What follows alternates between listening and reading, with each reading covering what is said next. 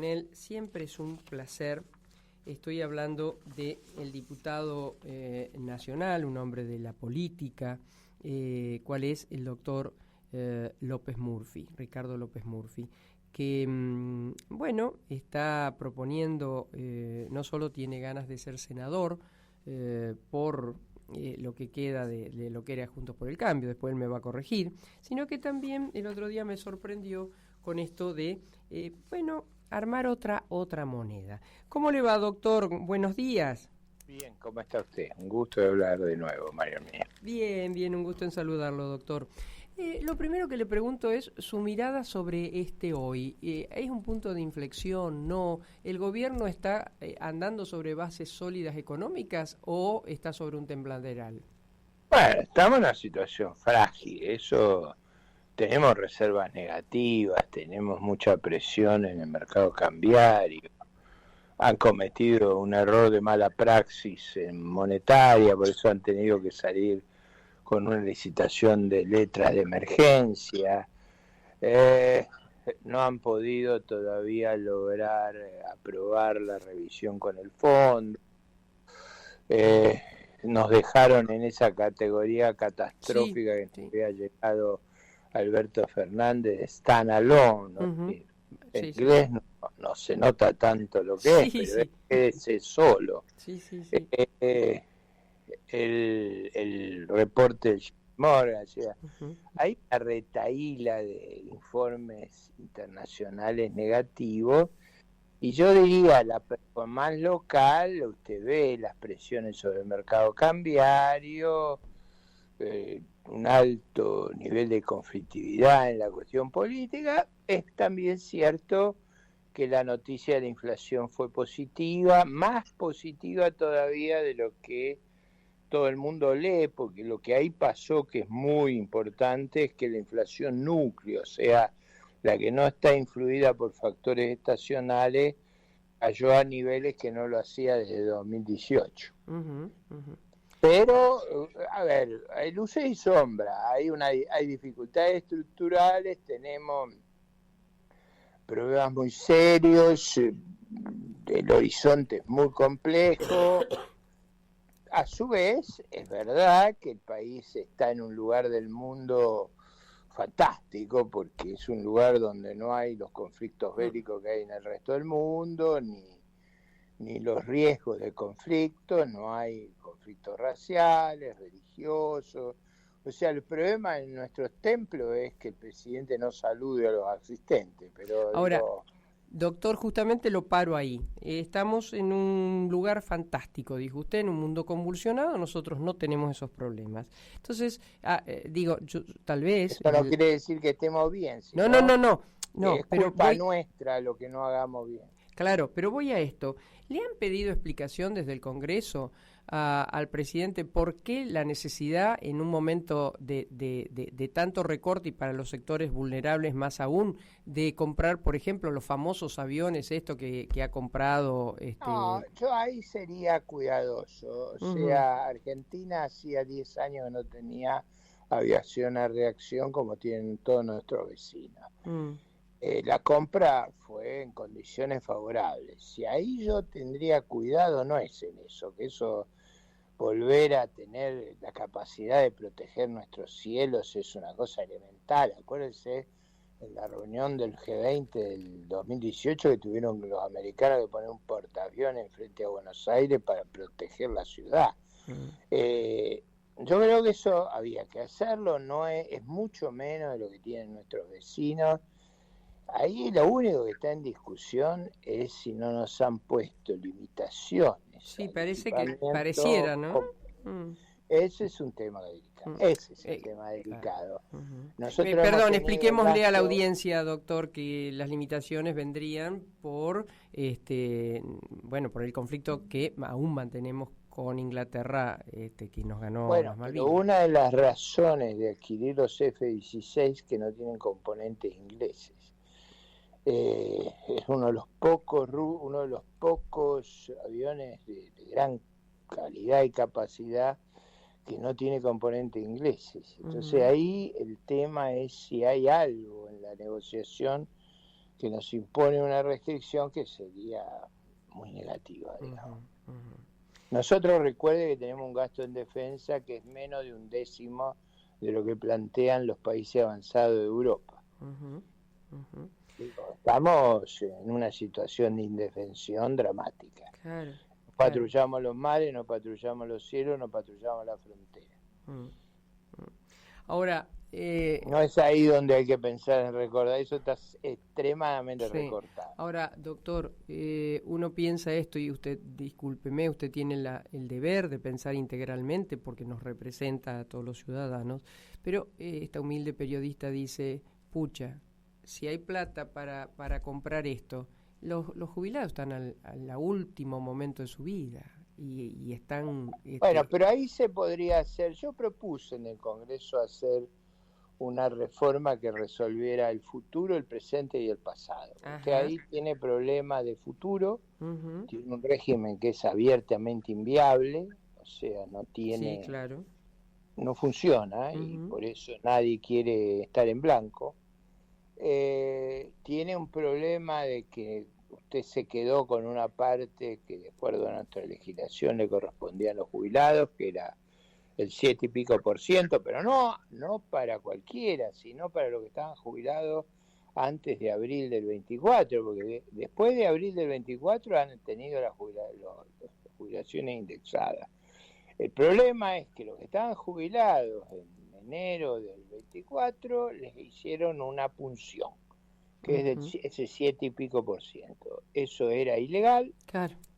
Yo me opuse en ese momento porque eso, todos los juicios que se hagan ahí se van a perder. La Corte estableció un criterio que es jurisprudencia consolidada, no discutida, que es que usted en las reglas previsionales no puede omitir meses ni trucar los índices. Claro. Y acá se trucó un índice. Entonces ese 7,5 había que arreglar.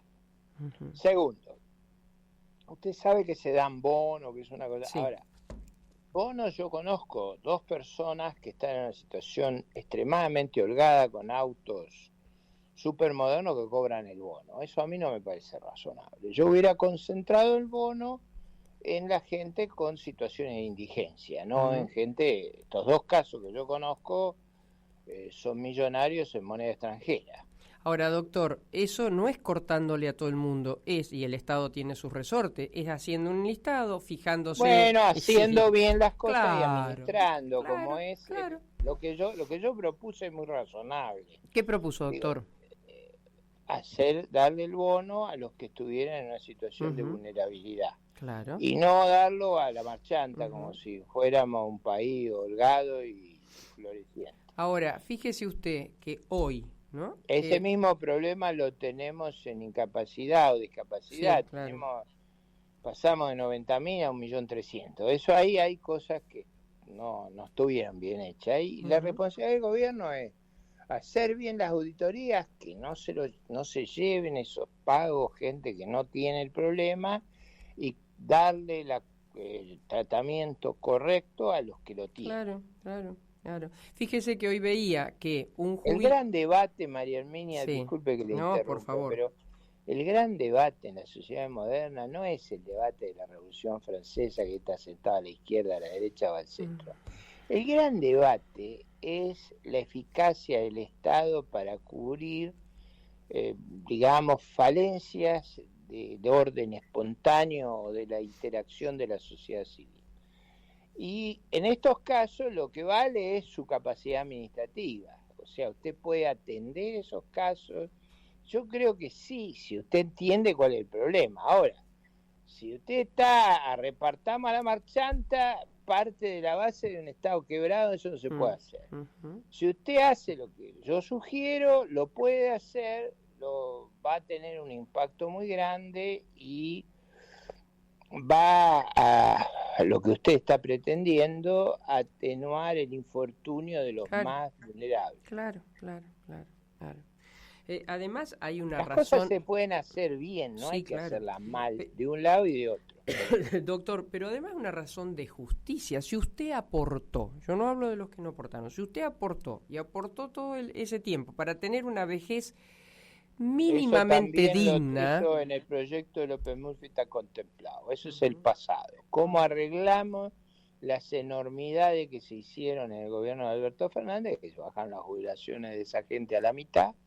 ¿Cómo lo reparamos? Ahora, eso no se puede reparar de golpe, hay que ir reparándolo. Yo tenía la idea de reparar a los que tienen más de 90 años en el año que viene, a los que tienen más de 85, después a los que tienen más de 80. Usted me dirá, bueno, pero ¿qué pasa? Que lo que hay que reparar es muy grande, María Arminia. Sí, yo digo, como uno hace en su casa, ¿no? Usted me dice, los aviones eran necesarios. Es necesario en tanto y en cuanto no del otro lado se nos mueren de hambre. Entonces, hay urgencias y prioridades. Yo digo, a ver, hace muchos años que nosotros no hacemos adquisiciones de bienes de capital para la defensa. En realidad, hace 27 años se votó una ley por unanimidad de reestructuración militar que contemplaba que todos los años iba a haber un presupuesto de capital para las Fuerzas Armadas de 3.000 millones de dólares. No se cumplió en los 27 años, nunca se hizo. Claro. Ahora, es verdad que hay momentos donde usted tiene más holgura y otros que tienen menos holgura. Pero en este caso se había llegado a un deterioro extraordinario. Tanto es así que parte del problema con estos aviones es que no tenemos ninguna pista en condiciones de que aterrice. Son todas pistas que están todas deterioradas, como están los caminos, como están los ferrocarriles, como está todo. Sí. El país estaba muy mal, pero yo veo que hace un año y medio se agravó ese deterioro en todos los aspectos. Bueno, una mala idea es eso de que usted puede colapsar la inversión pública y no pasa nada. Esa idea de que los números se embellecen y se maquillan porque usted no registra la reposición del capital, porque usted no hace mantenimiento, convengamos que no es muy sensato. Usted no lo haría eso. Sí. Doctor, ahora, ¿por qué se hace eso? Para exhibir números que parezcan que estamos más controlados de lo que estamos. No es verdad. Eso es verdad cuando usted no deja... Es como si usted tuviera un campo, ahora que viene la rural, y no mantuviera las aguadas, los alambrados. Claro.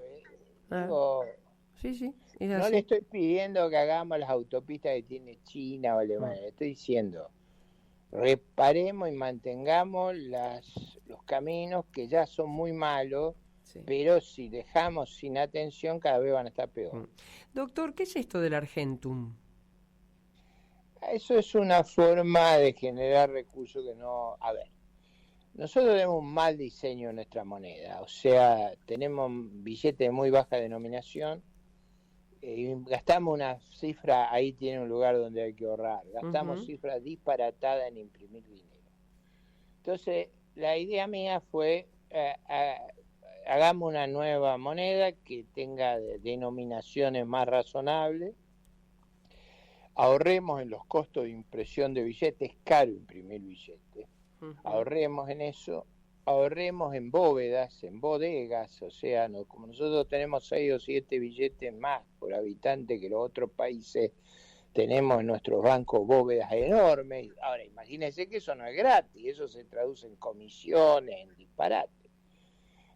Tenemos columnas de blindado para transportar el efectivo, eso es otro gasto inútil, que es mucha plata la que le estoy diciendo para ahorrar, ahí tiene donde ahorrar.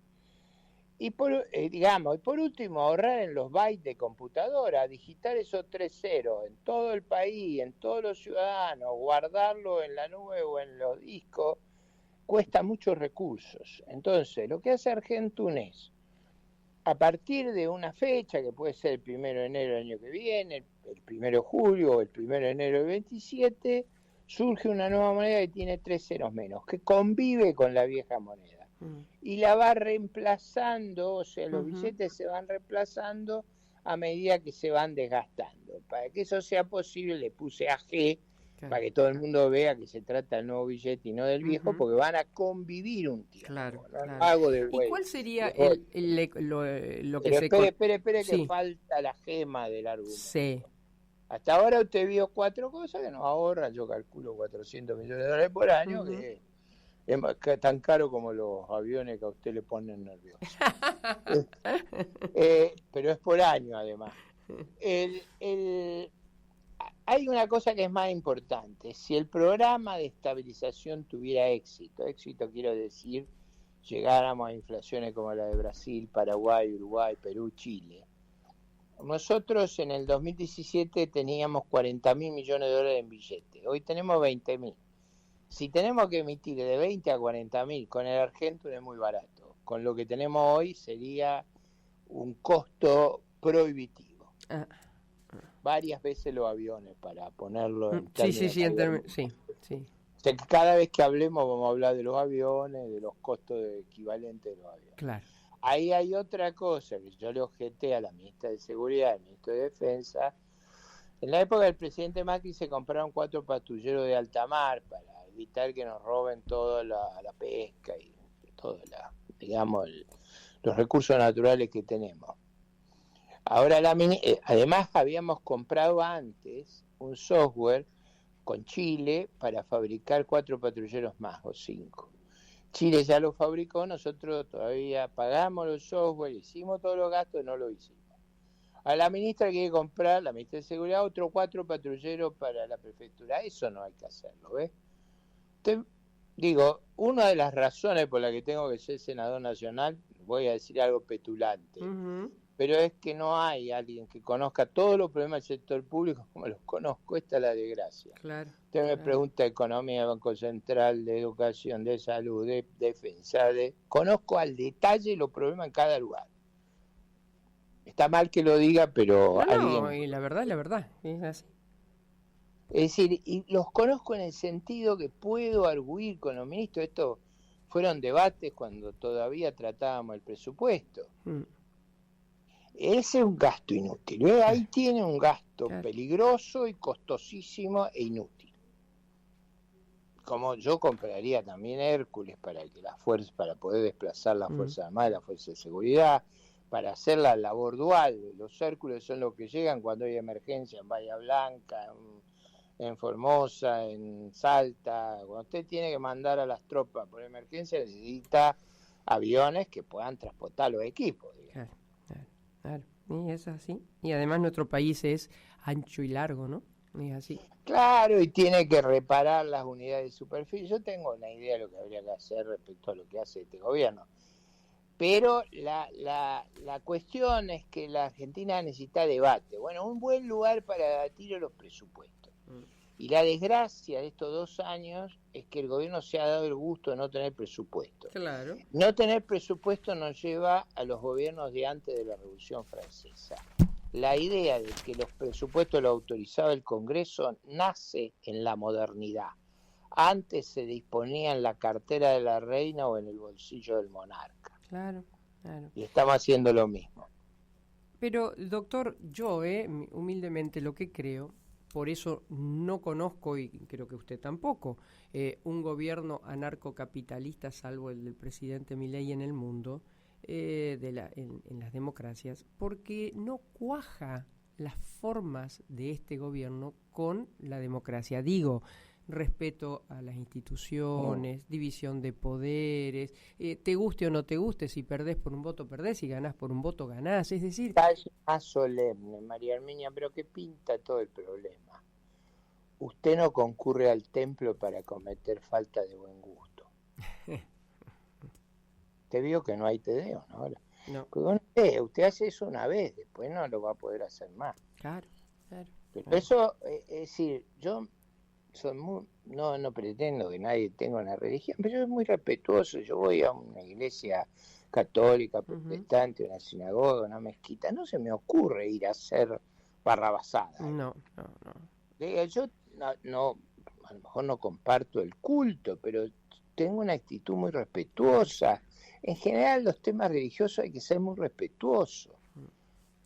El presidente Usted fíjese que el 25 de mayo el tema no fue una formidable homilía como hizo el arzobispo de Buenos Aires, sino el tema fueron las groserías en el templo. Sí. A veces uno está tentado a pensar, ¿no será que lo hacen a propósito cuando las cosas que se dicen? No, yo creo que esas cosas tenemos que reflexionar. Hoy estaba en un programa de televisión, porque habrá visto que estoy aceptando entrevistas a Troche y Moche. Eso es porque estoy ya en acción. Pero decía, yo cuando pienso que aún probablemente al mejor funcionario que había en el Estado Nacional, Osvaldo Giordano, el que descubrió el robo de los seguros por el cual procesaron a Alberto Fernández, escándalo que se quedaban con la plata de los jubilados para los amigos del poder. A Osvaldo Giordano lo sacaron por el voto de su mujer. Pero usted se da cuenta de eso. Bueno, en esa oportunidad, para que refrescarla, Alejandra y yo habíamos votado por el 7,5% que ahora se sacó. No habíamos votado con la oposición, no habíamos votado con el gobierno, habíamos presentado un proyecto diferente como lo hicimos en esta oportunidad. Por ese voto al marido lo echaron. Usted imagínese esa idea de que usted tiene que controlar, que las mujeres forman parte de nuestro rebaño. Usted se da cuenta, pero no me diga si no es una cosa troglodita. Troglodita, ese es el término, doctor, ese es el término. Bueno, pero digo, por eso yo cuando mucha gente me discute la forma, yo digo, bueno, yo tengo 2 puntos de referencia, el episodio en el templo y el episodio en la catedral, digamos, no cualquier lugar. Y el episodio de echar el marido de Alejandra Torre, porque ella votó una cosa que además era muy sensata. Pero no porque además, la firmara López Murphy. A ver, doctor, usted puede estar casado con un hombre o una mujer que piensan, tal vez, y que pertenecen, tal vez ideológicamente, a otra mirada. ¿Y usted que va a dejar de querer a esa persona porque vota otra cosa que lo que vota usted? Bueno, en esta cultura que estamos viviendo, parece que la tengo que subordinar a... No, bueno, porque eso es un anacronismo. Cuando mi abuela se desesperaba por votar, ella nació allá a fines del siglo XIX, ¿no? Y le parecía escandaloso no poder votar y se enojaba. Y ella decía, ¿qué mi marido tiene que votar por toda la familia? Claro. Era una cosa muy atrasada. Ahora, doctor, ¿qué va a pasar? Por eso digo, las cosas, fíjese esos detalles le pintan el problema cultural que tenemos. Porque a mí me producen una gran molestia, pero yo no veo que en la sociedad se registren estas cosas. Más aún, yo diría, a veces yo noto que los periodistas no hablan de esas cosas. O sea, tenemos un arzobispo que es un intelectual, es un caso como era Ratzinger, o sea, gente muy preparada. Uno lo que tendría que hacer es disfrutar el esfuerzo que va a hacer para que cada homilía sea un punto de referencia en la sociedad argentina, por la tradición de los tedeos y todo. En lugar de eso, estamos todos pensando qué grosería va a ocurrir. ¿Qué ve a partir de octubre? Bueno, el presidente el otro día, en un hecho, bueno, también doloroso por sus formas, una vez más, en la Bolsa de Comercio, denostando o calificando ratas. No sé si los calificó de laboratorio, porque ahí se salvarían un poquito más los congresales. Le prometió a ese auditorio, que además en una manera insólita nunca vi que se vivase algo distinto que a la patria, pero bueno, ese es otro capítulo. Les prometió, les dijo que iba a bajar el 1.5% en impuestos del PBI si las ratas del Congreso no hubieran votado para darle este aumento a los jubilados y a los discapacitados. La verdad, y eso aplaudido a viva voz, vivado. Pero fíjese, vea, o hay otro detalle. Yo sufrí durante mucho tiempo en el kirchnerismo, cuando usted se acuerda, también usaban ratas, carancho, buitre, gorila. Yo, uno de los incidentes que tuve con el actual presidente fue cuando él calificaba a sus adversarios de gusano, que siempre para mí fue un término estremecedor porque lo usaba el chacal del Caribe, Fidel Castro, para calificar a sus adversarios, gusano lo llamaba. Yo todo ese uso de la zoología para tratar a los adversarios me parece deplorable, inaceptable. Esa deshumanización es el camino a la barbarie. Cuando usted deshumaniza a su adversario ya no tiene los escrúpulos, no hay retorno, que tiene sobre la vida humana. Por eso no es ahora. Digo, recordemos el pasado también, porque si no perdemos la perspectiva. Esa perspectiva brutal de poner en la escala zoológica a los que discrepan con nosotros es inaceptable. Inaceptable. Uno de los incidentes que tuve con el actual presidente fue por eso. Fue porque a mí me resultaba un término, gusano en particular, esto fue después, ¿se acuerda? La rebelión en las calles de La Habana del 21, que era por la vida, yo estaba particularmente sensibilizado por ese tema. Incluyó lo de gusano, que era el término terrible de Fidel Castro, ¿no? Doctor, la última pregunta. Digo, estar en ese hall de la fama no es bueno. No, claro que no. La última pregunta, abusando de su tiempo. Con todas estas características, porque al principio le dieron gobernabilidad, pues si no, no lo hubiera tenido.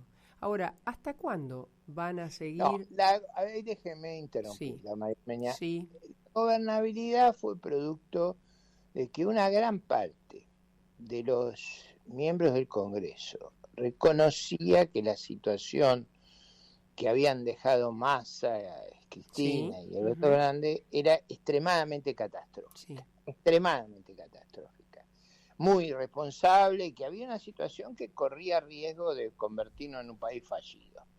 Entonces hubo una disposición a facilitarle la gestión al gobierno, no por coincidir con él, no por al revés. En el caso mío, desde el primer día no hubo agravio que no se me adjudicó, pero digo, yo no tomo en cuenta esas cuestiones. Yo contesto los argumentos, no me amedrentan con eso, pero hubo esa actitud de tratar de ayudar, como decía Balbine, que pierde ayuda, trata de que las cosas se encaucen. Eso es lo que hace una república.